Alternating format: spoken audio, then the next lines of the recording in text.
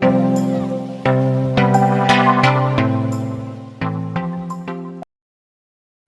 हिंद साथियों, economics class में आपका स्वागत है। दोस्तों, आज हम बात करेंगे फर्म के साम्य पर कि साम्य क्या होता है, फर्म साम्य की स्थिति में कब होती है। साम्य जो शब्द है उस पर कल भी हम चर्चा कर चुके हैं कि साम्य का अर्थ क्या होता है। यदि हम अर्थ की बात करें तो अर्थ सीधा सा हम समझ ही चुके हैं कि ये वह स्थिति होती है जिसके बाद उत्पादक उत्पादन में किसी भी प्रकार का परिवर्तन नहीं करना चाहता है, ना ही वह उससे कम मात्रा में उत्पादन करता है और ना ही उससे अधिक मात्रा में। यदि कम मात्रा में उत्पादन करेगा तो भी उसे लाभ कम हो जाएंगे और अधिक मात्रा में करेगा तो भी उसके लाभ कम होते जाएंगे और जो उसकी लागतें हैं वह बढ़ती जाती हैं। इसलिए वह एक ऐसी स्थिति पर अपना साम्य स्थापित करता है जिससे कि वह उत्पादन में किसी प्रकार का परिवर्तन नहीं करना चाहता है। उस स्थिति को हम साम्य की स्थिति कहते हैं। तो परिभाषा समझ लें उसकी। एक फर्म साम्य की स्थिति में तब कही जाएगी जबकि उसके उत्पादन की मात्रा में परिवर्तन की कोई भी प्रवृत्ति नहीं होगी या कोई प्रवृत्ति ना हो। जो हम समझ चुके हैं वही हमें परिभाषा में लिख देना है। दूसरी बात देखिए, फर्म अपने लाभ को अधिकतम करना चाहती है। हर उत्पादक यही सोचता है कि उसे अधिक लाभ प्राप्त हो और लागतें कम हो। तो लागतें कम करने की सोचते हैं और लाभ बढ़ाने की सोचते हैं और अधिकतम लाभ की स्थिति ही फर्म की साम्य अवस्था मानी जाती है। जिस स्थिति में उत्पादक को अधिकतम लाभ प्राप्त होने लगते हैं उस स्थिति को क्या कहते हैं? साम्य की स्थिति कहते हैं। अब हमें ये क्या देखना है? फर्म या उत्पादक का संतुलन देखना है कि उत्पादक कहाँ पे संतुष्ट हो जाता है। संतुलन कहाँ पर होगा? जहाँ पर उसे अधिकतम संतुष्टि मिलेगी। अधिकतम संतुष्टि मिलेगी मतलब कि अधिकतम लाभ उसे प्राप्त होंगे, वहाँ पर वह संतुलन की स्थिति में पहुँच जाता है। कब होता है तो ये भी हम समझेंगे, लेकिन उससे पहले साम्य विश्लेषण की मान्यताएं समझना जरूरी होता है, क्योंकि हर एक नियम की और हर कॉन्सेप्ट की क्या होती हैं, कुछ मान्यताएं होती हैं। उनके आधार पर ये कॉन्सेप्ट निर्धारित किए जाते हैं और जो भी नियम प्रतिपादित किए जाते हैं वो निर्धारित होता है। फिर चलिए, तो जो साम्य की स्थिति है वो कब होगी उसके लिए भी कुछ मान्यताएं हैं, या जो उत्पादक है, जो फर्म है, वह संतुलन की स्थिति में कब होगा उसके लिए कुछ मान्यताएं रखना पड़ता है। तो वो मान्यताएं हैं जिन्हें हमें समझना है। तो ये 4 मान्यताएं हैं। मान्यताएं सिंपल रहती हैं, बड़ी ही सरल रहती हैं, उन्हें हम एक बार पढ़ लेते हैं तो हमें समझ में आ जाती हैं। लेकिन कौन सी मान्यता कहाँ पर रखनी है इस बात का भी हमें ध्यान रखना जरूरी है। चलिए, तो फर्म या उत्पादक का व्यवहार कैसा हो? विवेकपूर्ण हो। यदि उत्पादक में ये विवेक नहीं होगा, ये ज्ञान नहीं होगा कि मेरा लाभ कब बढ़ेगा और हानि कब होगी, तो मुझे हानि की स्थिति से निकलना है और लाभ की स्थिति प्राप्त करना है। ये हम कब डिसाइड कर पाएंगे? जब हमारे पास विवेक होगा, हमारे पास ज्ञान होगा। तो जो उत्पादक रहता है वह विवेकपूर्ण व्यवहार करता है, ये मान्यता इसमें रखनी पड़ेगी। दूसरी अवस्था देखिए, फर्म अपनी मौद्रिक लागतों को कम करने का प्रयत्न करता है। हर उत्पादक हो, कोई भी उत्पादक हो, वह अपनी जो लागतें होती हैं उन्हें क्या करना चाहता है? कम करना चाहता है। तो दूसरी मान्यता क्या है? अपनी मौद्रिक लागतों को कम करने का प्रयत्न करता हो। फर्म के द्वारा एक वस्तु का उत्पादन किया जाता हो, ये हमेशा ध्यान रखना है। जब भी हम किसी नियम का प्रतिपादन करते हैं, कोई अवधारणा बनाते हैं, वो एक वस्तु पर मान्य होती है। यदि हम सभी वस्तुओं पर लागू करेंगे तो फिर क्या हो जाएगी? वो गलत हो जाएगी। गलत कैसे हो जाएगी? मान के चलिए एक वस्तु का निर्माण कर रहा है तो उसे वह इसमें फिट कर सकता है, या हम कह सकते हैं कि संतुलन की स्थिति हम उसमें देख सकते हैं। लेकिन कई सारी वस्तुओं का उत्पादन यदि उत्पादक कर रहा है, कई सारी उसकी फैक्ट्रियां हैं, फर्में हैं जिनसे वह लाभ कमाता है। अब यदि एक फर्म में उसे हानि भी हो जाती है तो दूसरी फर्म से क्या हो जाएगा? उसे लाभ प्राप्त हो जाएगा, तो वह संतुलन की स्थिति में पहुंच जाएगा। तो जब भी हम विश्लेषण करते हैं अर्थशास्त्र के अंतर्गत एक वस्तु का करते हैं, तो फर्म के द्वारा एक ही वस्तु का उत्पादन किया जा रहा है, ये भी मान्यता यहाँ पर हमें रखनी है। चौथी है, प्रत्येक साधन की पूर्ति पूर्णतः लोचदार है। लोचदार से क्या मतलब होता है? जिस प्रकार से हमने मांग की लोच समझी हुई है, तो लोच का मतलब क्या रहता है? परिवर्तन। तो पूर्ति पूर्णतः लोचदार है, किसकी? उत्पादन के प्रत्येक साधन की। यदि लोचदार है उसका मतलब क्या है कि साधनों की जो कीमत है वह स्थिर होगी। यदि साधनों की कीमतों में परिवर्तन होता रहेगा तो फिर उसे साधनों को परिवर्तित करना थोड़ा सा असंभव हो जाता है, समय अधिक लग जाता है। तो इसे क्या मान के चलना है कि ये पूर्णतः लोचदार है। प्रत्येक साधन की जो पूर्ति है मतलब कि उपलब्धता, बाजार में जब हम सामान बेचते हैं तो उसे क्या बोलते हैं, पूर्ति कहते हैं। मतलब कि मार्केट में उस चीज की जो उपलब्धता होती है उसे ही पूर्ति कहते हैं। अब उत्पादक के लिए उत्पादन के जो साधन होते हैं उनके द्वारा ही वह उत्पादन करता है, और यदि उत्पादन के साधन नहीं होंगे तो फिर उत्पादन नहीं कर पाएगा। अब मान के चलिए उसे एक मशीनरी की जरूरत पड़ती है, जैसे कि एक मशीन उसके पास पहले से है और उत्पादन में उसे वृद्धि करना है तो एक मशीन की और आवश्यकता है। यदि वह मशीन को खरीदना चाहता है तो नई मशीन वह खरीदना चाहता है, वह पुरानी कीमत पर मिल जाती है तो उसकी लागतें नहीं बढ़ेंगी। अब मान के चलिए एक मशीन उसने जैसे 10,000 रुपये की खरीद ली है और अगली मशीन जो वह खरीदना चाहता है उसकी कीमत बढ़ जाएगी, तो कीमत बढ़ जाएगी जैसे 12,000 रुपये हो जाती है तो यहाँ पर 2,000 रुपये उसकी लागत बढ़ जाएगी। लागत बढ़ जाएगी तो फिर उसके जो लाभ है उसमें भी परिवर्तन हो जाएगा।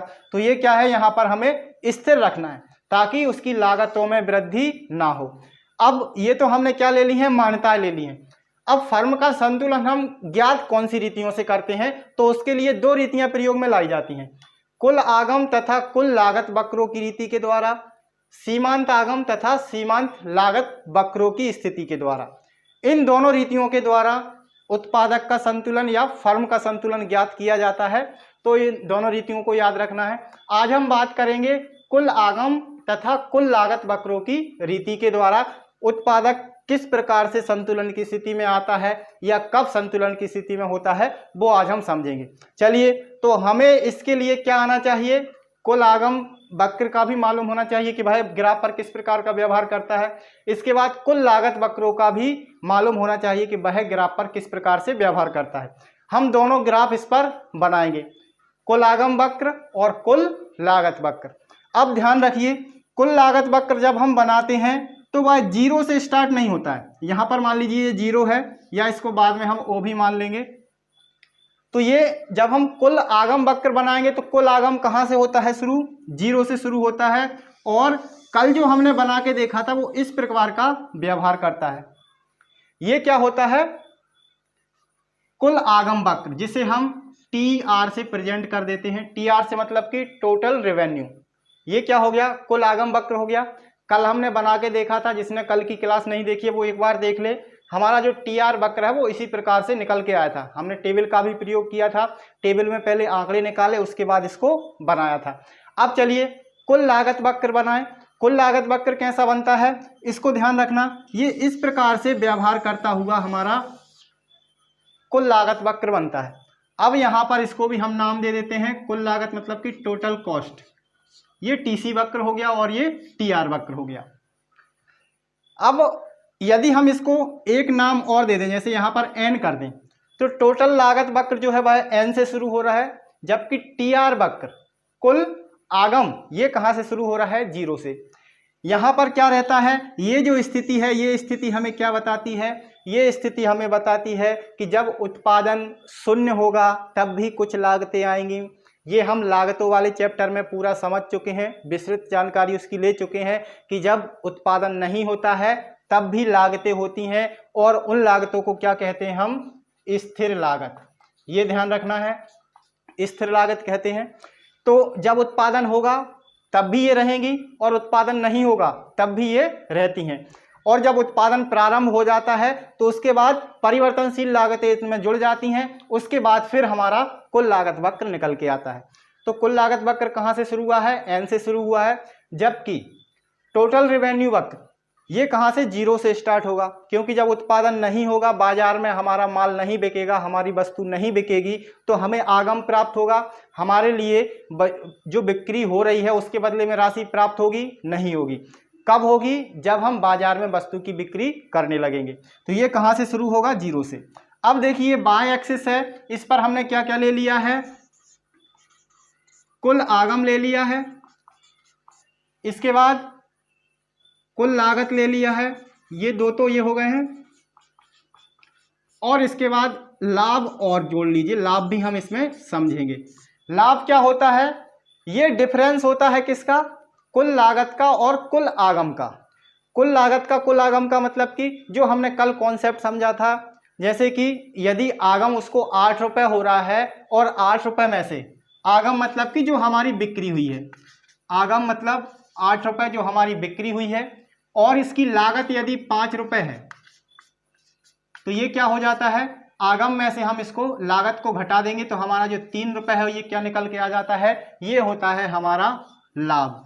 तो लाभ का कॉन्सेप्ट भी आज हम यहाँ पर समझने वाले हैं। तो ये जो कल हमने कॉन्सेप्ट समझा था इसको ध्यान रखना है। लाभ क्या होता है, ये डिफरेंस होता है किसका, कुल आगम का और कुल लागत का। यदि कुल लागत अधिक होगी तो उत्पादक जो है वह हानि में होगा, उसको हानि हो रही होगी, और कुल आगम अधिक होगा तो उसे फिर लाभ हो रहा होगा। ये दो स्थितियां हैं। अब चलिए इसकी व्याख्या किस प्रकार से करेंगे, इसके लिए हम कुछ इसकी नंबरिंग कर लेते हैं, पॉइंटिंग कर देते हैं ताकि हमें आसानी से समझ में आ जाए। ये जो बिंदु है इसको भी आप नीचे मिला दीजिए और इसको एक नाम दे देते हैं हम M1। ये जो बिंदु है इसको भी हम नीचे मिला देते हैं, इसको नाम दे देते हैं हम M। और एक रेखा इस प्रकार से भी जहां पर सबसे अधिक गैप है यहां पर हम नाम दे देते हैं M2। ये हो गया M, ये M1 और ये M2। यहां पर हम कर देते हैं T और इस बिंदु पर कर देते हैं हम R। अब यहां पर देखिए, यहां पर उत्पादक को लाभ हो रहा है या हानि हो रही है। तो इस वाली स्थिति में यदि हम देखेंगे, ये जो स्थिति यहां पर बन रही है, यहां पर लागत अधिक है किससे, आगम से। और जब लागत अधिक होती है तो उस समय जो उत्पादक रहते हैं वह क्या होगा, हानि में होगा। कौन सी स्थिति में होगा, हानि में। और जहां पर आगम अधिक होगा और लागतें कम होगी, आगम यहां पर कितना है, ज्यादा है, और लागत कैसी है, कम है, तो इस वाली स्थिति में जो उत्पादक है वो किस में होगा, लाभ में होगा। तो ये वाला जो गैप हमें दिख रहा है इतना सारा, ये क्या है, लाभ का है। और इसके बाद जब हम उत्पादन की मात्रा और बढ़ाएंगे और अधिक उत्पादन करेंगे तो फिर लागतें क्या होने लगती हैं, बढ़ने लगती हैं, और लाभ क्या होने लगते हैं, कम होने लगते हैं। तो ये आगम वक्र नीचे की ओर आने लगता है और टीसी वक्र कहाँ, ऊपर की ओर जाने लगता है। तो इसके बाद भी क्या होने लगेगी, फिर हानि होगी। तो ये जो एक स्थिति आती है जहां पर उत्पादक को लाभ प्राप्त होता है, हर उत्पादक इसी स्थिति में बना रहना चाहता है जहां पर कि उसे अधिकतम लाभ प्राप्त होंगे। अब जहां पर उसे अधिकतम लाभ प्राप्त होंगे वहीं पर उत्पादक क्या होगा, संतुलन की स्थिति में होगा। तो कुल आगम वक्र तथा कुल लागत वक्र की रीति के द्वारा हम उत्पादक का संतुलन देखते हैं। तो इस प्रकार का हम ग्राफ बनाते हैं, कुल लागत वक्र का ग्राफ बना लेंगे, कुल आगम वक्र का ग्राफ बना लेंगे और इसकी हम व्याख्या कर देंगे। अब व्याख्या हम किस प्रकार से करेंगे, हम क्या देखते हैं, हम जो स्थितियां यहाँ पर देख रहे हैं सारी स्थितियों का वर्णन कर देंगे। सबसे पहले यही करेंगे कि यदि हम ग्राफ पर देखें तो कुल आगम वक्र जो है वह 0 से स्टार्ट होता है, क्योंकि शुरुआत में जब हम किसी भी वस्तु का निर्माण करते हैं तो पहली स्थिति में हमें कोई भी बिक्री नहीं होती है, उस समय हमें कोई लाभ नहीं हो रहे हैं। लेकिन जो कुल लागत वक्र है वह n बिंदु से शुरू होगा, क्योंकि शुरुआत में हमें स्थिर लागतें वहन करनी होती हैं। उस समय हम भले ही उत्पादन करें या उत्पादन ना करें, स्थिर लागतों का हमें वहन अवश्य करना पड़ेगा। इसके बाद ये जो टी बिंदु है, ये जो टी बिंदु क्या होता है, इसे बोलते हैं ब्रेक इवन पॉइंट, साम्य का बिंदु, जहां पर कुल लागत और कुल आगम दोनों क्या हैं, बराबर हैं। इस स्थिति में ना ही उत्पादक को लाभ होगा और ना ही हानि होगी, तो इसे ध्यान रखना है। अब इसके बाद यदि जैसे ही हम उत्पादन बढ़ाते हैं, मतलब कि यदि हम इसको 0 माने या O माने, तो O से M1 तक उत्पादन यदि करता है, कोई भी उत्पादक हो O से M1 की मात्रा यदि उत्पादित करता है, वस्तु का निर्माण करता है, तो इस वाले बिंदु पर मतलब कि टी बिंदु तक उत्पादक को कोई लाभ नहीं होगा। इसके बाद O से लेकर M2 की मात्रा का उत्पादन करता है, तो फिर जो उत्पादक है वह लाभ की स्थिति में पहुंच जाता है, जहां पर उत्पादन की मात्रा पहले से बढ़ जाती है और जो लागतें होती हैं वह हमारे आगम से कम हो जाती हैं। इससे उत्पादक को लाभ प्राप्त होने लगता है। अब यहाँ पर संतुलन किस प्रकार से देखना है वो हमें ध्यान रखना है। यहाँ पर क्या करेंगे, देखिए हम ग्राफ को देखकर ये डिसाइड नहीं कर सकते, क्योंकि हमारे पास इतना सारा एरिया निकल के आ रहा है जहां पर उत्पादक को लाभ प्राप्त हो रहा है, लेकिन अधिकतम लाभ कहां पर मिल रहा है। तो अधिकतम लाभ प्राप्त करने के लिए या देखने के लिए या फिर उसका विश्लेषण करने के लिए जो इसके सबसे उच्चतम बिंदु होते हैं, जैसे कि ये हमारा TR है, इसका उच्चतम बिंदु कौन सा है, ये है। ये हम दो समांतर रेखाएं बना देते हैं इस प्रकार की। अब ये जो समांतर रेखाएं हैं ये जहां पर TR वक्र को और TC वक्र को स्पर्श करती हैं वहां पर एक हम बिंदु दे देते हैं इस प्रकार से, जैसे इसको हम कर दें E और इसको कर देते हैं F। अब ये जो रेखा खींची है इसे हम मान लीजिए AB और इसको CD इस प्रकार से नाम दे दें। अब यहां पर जहां पर ये जो स्पर्श रेखा है AB किसको टच करेगी, TR वक्र को, और CD किसको टच करेगी, TC वक्र को। ये जो जहां पर टच कर रही है वहां पर से बिंदु यदि हम खींचते हैं इस प्रकार से, तो ये जो स्थिति होती है ये क्या दर्शाती है कि यहां पर उत्पादक को सबसे अधिक लाभ प्राप्त हो रहा है, सबसे अधिक प्रॉफिट हो रहा है। तो यहां से उत्पादक बाहर जाना चाहेगा क्या, यहां से कम उत्पादन करना चाहेगा, नहीं चाहेगा। यहां से अधिक उत्पादन करना चाहेगा, नहीं चाहेगा। क्यों, क्योंकि यदि कम उत्पादन करेगा तो भी उसके लाभ कम हो जाएंगे और लागतें फिर धीरे धीरे से बढ़ने लगेंगी, और यदि इससे अधिक उत्पादन करेगा तो भी जो उत्पादक की लागत आगम है, लागतें तो ऊपर की तरफ जाने लगेंगी, आगम है वह नीचे की तरफ होने लगेगा, मतलब कि उसे लॉस होने लगेगा। तो ये वाली जो स्थिति होती है बिंदु E से लेकर F तक की, ये जो स्थिति है यहां से कोई भी उत्पादक बाहर नहीं जाना चाहेगा, और यही स्थिति होती है जिसे हम साम्य की स्थिति कहते हैं। और इसी स्थिति में जो उत्पादक रहता है वह संतुलन की स्थिति में होता है। ये क्या है, फर्म का या फिर उत्पादक का संतुलन बिंदु है। संतुलन बिंदु यहाँ पर कौन सा है, बिंदु E और बिंदु F, जहां पर उत्पादक को सबसे अधिक लाभ प्राप्त हो रहे हैं, और यहां पर क्या है, कुल आगम का और कुल लागत का जो डिफरेंस है वो सबसे अधिक है। और सबसे अधिक जहां पर डिफरेंस है, मान लीजिए अधिक किस प्रकार से है, अब मान लीजिए यहां पर लागत लग रही है उसकी 5 रुपए की और आगम हो रहा है उसको 20 रुपए का। अधिकतम है मतलब कि लागत 20 रुपए लग रही है और प्रॉफिट कितना हो रहा है, उसका आगम कितना हो रहा है, यानी कि जो बिक्री हो रही है वह 20 रुपए की हो रही है। तो 15 रुपए का ये क्या हो रहा है, सीधा सीधा डिफरेंस हो रहा है, जो उसके किस में जाएगा, प्रॉफिट में जाएगा। तो यहां से कोई उत्पादक बाहर नहीं निकलना चाहेगा। तो ये जो स्थिति होती है किसकी, साम्य की स्थिति या फिर संतुलन की स्थिति। तो ये क्लियर हो गया। इसमें कोई डाउट हो तो कमेंट करके बताना, अगली क्लास में हम चर्चा करेंगे। अब कल हम जो क्लास लेंगे उसमें हम सीमांत आगम और सीमांत लागत वक्रों की रीति के द्वारा ये समझेंगे कि उत्पादक कौन सी स्थिति में संतुलन की स्थिति में होगा, कौन सी दशा में या कौन सी अवस्था में संतुलन की स्थिति में होगा।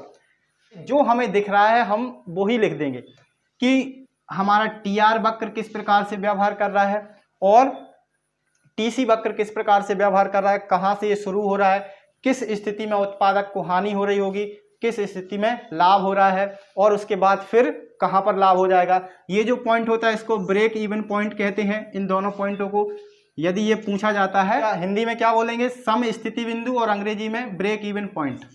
तो यदि इसकी परिभाषा पूछी जाती है कि सम स्थिति बिंदु क्या है, तो जहां पर कुल आगम और कुल लागत बराबर होती है वहां पर क्या होता है, सम स्थिति बिंदु होता है। तो ये ध्यान रखना है, 1 नंबर या 2 नंबर में से ये यदि परिभाषा पूछी जाती है तो भी 1 नंबर में आएगा, और यदि ऑब्जेक्टिव में पूछा जाता है तो भी 1 नंबर में ही पूछा जाएगा। तो यहाँ पर ये 2 होते हैं जहाँ पर उत्पादन की मात्रा यदि बढ़ाते जाते हैं। अब यहाँ पर देखिए उत्पादक यदि और अधिक उत्पादन की मात्रा बढ़ाएगा तो फिर क्या होगा, जो वह उसके लाभ कम होते जाएंगे और लागतें बढ़ने लगेंगी। तो जो बीच की स्थिति है जहाँ पर कि AB रेखा स्पर्श कर रही है TR वक्र को और CD रेखा स्पर्श कर रही है TC वक्र को, उन दोनों बिंदुओं पर उत्पादक को सबसे अधिक लाभ प्राप्त होते हैं, तो वहां से बाहर नहीं निकलना चाहेगा, वही उसके संतुलन का बिंदु होता है। इतना समझ में आ गया? कोई डाउट हो तो कमेंट जरूर करके बताना। मिलते हैं अगली क्लास में, तब तक के लिए जय हिंद, वंदे मातरम।